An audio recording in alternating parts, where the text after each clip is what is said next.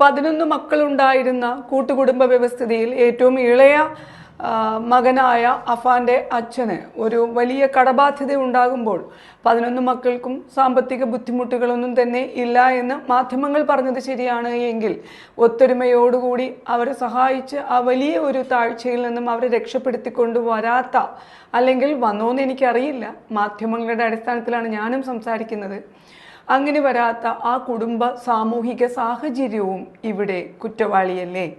കുട്ടിക്കാലം മുതൽക്ക് തന്നെ എല്ലാ കാര്യങ്ങളും ലഭ്യമാക്കി പങ്കുവയ്ക്കലുകൾക്ക് പകരം 2 കുട്ടികൾ ഉള്ളപ്പോൾ നമ്മൾ 4 ചോക്ലേറ്റ് വാങ്ങിക്കൊടുത്ത് 2 വീതം പങ്കുവയ്ക്കാൻ നമ്മൾ തന്നെ 2 പേരുടെയും കയ്യിലേക്ക് കൊടുത്തുകൊണ്ട് ഇല്ലായ്മകൾ മനസ്സിലാക്കാതെ കടം മേടിച്ചും ബുദ്ധിമുട്ടിയും നമ്മൾ ഒരുപാട് കഷ്ടപ്പെട്ടിട്ടും എല്ലാം അവൈലബിൾ ആക്കുന്ന, ഈസി അവൈലബിലിറ്റി കൊടുക്കുന്ന, സ്നേഹം തൊട്ട് എല്ലാ കാര്യങ്ങളും അവൈലബിൾ ആക്കി കൊടുക്കുന്ന, അല്ലെങ്കിൽ എന്ത് കാര്യങ്ങളും വർദ്ധിച്ചു കൊടുത്ത, എല്ലാ സുഖ സൗഭാഗ്യങ്ങളുടെയും കൂടെയും വളർത്തി വലുതാക്കി കൊണ്ടുവന്ന അഫാന്റെ പാരൻസിനും ഈ ക്രിമിനൽ ഒഫൻസിൽ വലിയ പങ്കില്ലേ?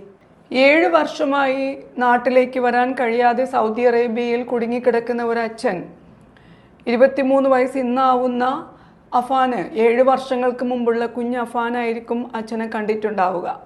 അവിടെ കുടുങ്ങിക്കിടക്കുന്ന അച്ഛൻ സാമ്പത്തിക ബുദ്ധിമുട്ടുകൾ കൊണ്ട് ഞെരുങ്ങുന്ന ഒരവസ്ഥയിൽ 65 ലക്ഷത്തോളം രൂപ കടം മേടിക്കുന്ന അമ്മ, ക്യാൻസർ രോഗിയായ അമ്മ, എല്ലാ തരത്തിലും കുറ്റപ്പെടുത്തുന്ന ബന്ധുമിത്രാദികൾ, പകുതി വഴിയിൽ വെച്ച് നിർത്തലാക്കേണ്ടി വന്ന വിദ്യാഭ്യാസം, കൂട്ടുകാരുടെ കളിയാക്കലുകൾ, ഇങ്ങനെ കുറേ കാര്യങ്ങൾ സാമൂഹിക സാഹചര്യങ്ങളിൽ നിന്നും അഫാന് ഇങ്ങനെ ഒരു വലിയ തെറ്റ് ചെയ്യാൻ, ഒരു കൊലയാളിയാകുവാൻ കാരണക്കാരായില്ലേ എന്ന് നമുക്ക് ചിന്തിച്ചുകൂടെ?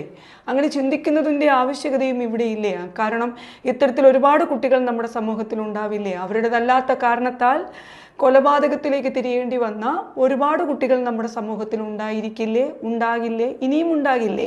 മരണപ്പെട്ടു പോയ ലത്തീഫിൻ്റെ, അല്ലെങ്കിൽ 95 വയസ്സുകാരിയായ അമ്മമ്മയുടെ വാപ്പയുടെ ഉമ്മയുടെ വീടിന് ഓപ്പോസിറ്റായിരുന്ന പള്ളിയുടെ മഹല്ലിലെ ആളുകൾ സംസാരിക്കുന്നതിടയ്ക്ക് മീഡിയയിൽ കണ്ടിരുന്നു.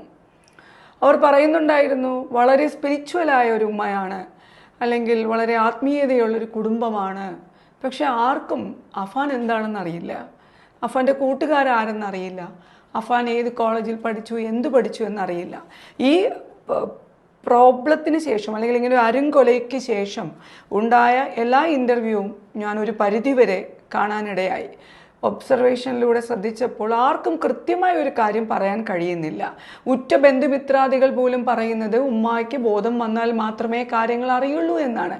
അങ്ങനെയാണെങ്കിൽ സോഷ്യലി ഡിസ്കണക്റ്റഡായ ഒരു കുടുംബ പശ്ചാത്തലം ഉണ്ടായത് എങ്ങനെയെന്ന്, സോഷ്യലി ഡിസ്കണക്ഷൻ അവിടെ അഫാൻ അല്ലല്ലോ ഉണ്ടാക്കിയത്.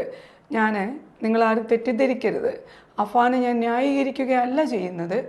അങ്ങനെ ഉണ്ടായ സാഹചര്യത്തിലേക്ക് ഒരാളെ എത്തിക്കാനുള്ള സാഹചര്യങ്ങൾ ഒരു സോഷ്യൽ എഞ്ചിനീയർ എന്ന നിലയിൽ മാത്രം സംസാരിക്കുകയാണെങ്കിൽ ആ സാമൂഹിക പരിതസ്ഥിതിയും ഈ മതപരമായ സാഹചര്യങ്ങൾ ഉണ്ടെന്ന് പറയുന്ന ഈ ഓരോ പരിതസ്ഥിതികളും ഇപ്പോൾ അച്ഛൻ വിറങ്ങലിച്ച് ഓടിയെത്തുമ്പോൾ അദ്ദേഹത്തിനെ താങ്ങി നിർത്തിയ ഈ കൊടും ക്രൂരതയ്ക്ക് ശേഷം, കൊലപാതകത്തിന് ശേഷം ഒരു കുടുംബം മുഴുവൻ ഒന്നടങ്കം നശിച്ചപ്പോൾ തൻ്റെ ഇളയ മകൻ്റെ ഖബറിടത്തിൽ വന്ന് പൊട്ടിക്കരയുന്ന, തൻ്റെ ഉമ്മയുടെ ഖബറിടത്തിൽ പൊട്ടിക്കരയുന്ന ആ ഉപ്പാക്ക് ഇപ്പോൾ കൊടുത്ത തലോടൽ എന്തുകൊണ്ട് നേരത്തെ നമ്മൾ കൊടുത്തില്ല?